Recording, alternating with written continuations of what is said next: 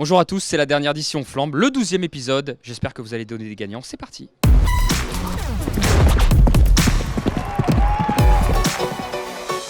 Et au menu de cet épisode 12, donc le pro sur le grill, la chaleur des écuries et le flambomètre. Et tout de suite, c'est Thomas qui pose une question à Alexandre Abrivard concernant Looking Superbe. Salut Alex, écoute, je voulais savoir si Looking Superbe pouvait encore créer la surprise. Est-ce que Looking Superbe peut recréer la surprise dimanche? Oui, je pense. Il a fait une magnifique course dans le Prix d'Amérique, donc je vois pas pourquoi la valeur du cheval serait moins bonne sur 2100. Il a des grandes battues, donc le départ en descendant devrait l'avantager. Le seul point d'interrogation, c'est la seconde ligne au couloir numéro 10, donc derrière Bellina au couloir 1. Il faudra sortir du piège de la corde. Et si ça se dessine bien dans les 300 premiers mètres et qu'on peut avoir une course limpide, bien sûr qu'il peut encore créer la surprise.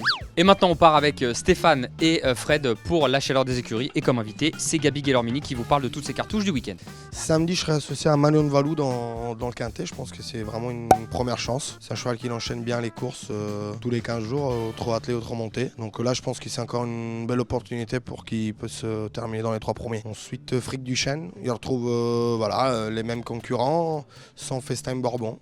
Maintenant, c'est une distance qui est un peu longue pour lui, mais voilà, il peut être à nouveau dans les 3 premiers. Dimanche, on a eu un très bon tirage au sort avec Ouza Josselin, avec le numéro 2 dans le Prix de France. C'est 2100, c'est son parcours, je pense qu'elle a une première chance. Et puis Flower Power, c'est une très bonne chance. Le duo, elle était fautif, mais il faut la racheter parce que je pense qu'elle a une toute première chance. Samedi à Vincennes, dans la course événement, attention à Tessie d'été, qui est une jument qui est en pleine forme, qui adore ce parcours de vitesse. Même si elle a un numéro en seconde ligne à la voiture, je pense qu'avec un bon parcours, elle peut donner du fil à retordre à Mignure Valu. Dimanche, dans le Grand Prix de France, je fais confiance à Rally Express. Il a vraiment pas eu un bon parcours dans le Grand Prix d'Amérique, puisqu'il a trotté vraiment toute la course le nez au vent. Cette fois-ci, je pense qu'il peut vraiment prendre sa revanche sur les pensionnaires de Jean-Michel Bazir. Samedi, on va faire confiance à Fred avec Tessie d'été qu'on peut jouer en simple gagnant et The Show. Et on fait confiance également à Gabi Guelormini qui est chaud avec Mignure Valu. On enferme ses 2 chevaux en jumelé gagnant. Ensuite, attention à Current Affair que j'ai repéré dans mes jumelles en dernier lieu. Elle a bien conclu. Cette course a dû lui faire le plus grand bien. Elle peut créer la surprise. On la joue en simple placé. Et The Couillon. Dimanche, Cyril Datom découvre un lot à sa portée. À l'issue d'un bon parcours, la victoire est jouable. On le joue en simple gagnant et The Show. Et dans le Grand Prix de France, on fait confiance à Rally Express. C'est un trotteur de grande classe.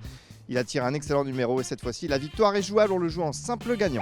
Et la rubrique numéro 3, le flambomètre. Vous allez savoir un petit peu l'avis de chacun concernant le pronostic de ce Grand Prix de France.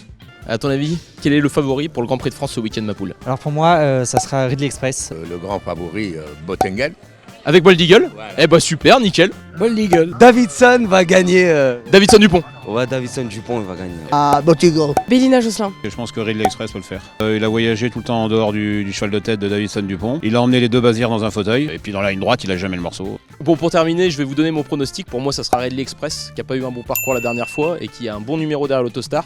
Et pour terminer, je vais faire une grosse bise à tous les parieurs qui nous ont suivis pendant cette saison et également aux personnes de The Turf qui nous ont accompagnés pour cette belle émission. Donc un gros bisou à tous et puis on se dit à l'année prochaine. Gros béco. Et voilà, c'est enfin terminé la saison 2 d'Ici on Flambe avec cet épisode 12. J'espère que ça vous a plu, un format un peu particulier. On vous remercie en tout cas d'avoir participé en interaction, notamment sur les réseaux sociaux. Je remercie toutes les équipes techniques et tous ceux qui ont participé à cette émission, aux drivers, aux professionnels, à tout le monde. Une grosse bise et à la saison prochaine.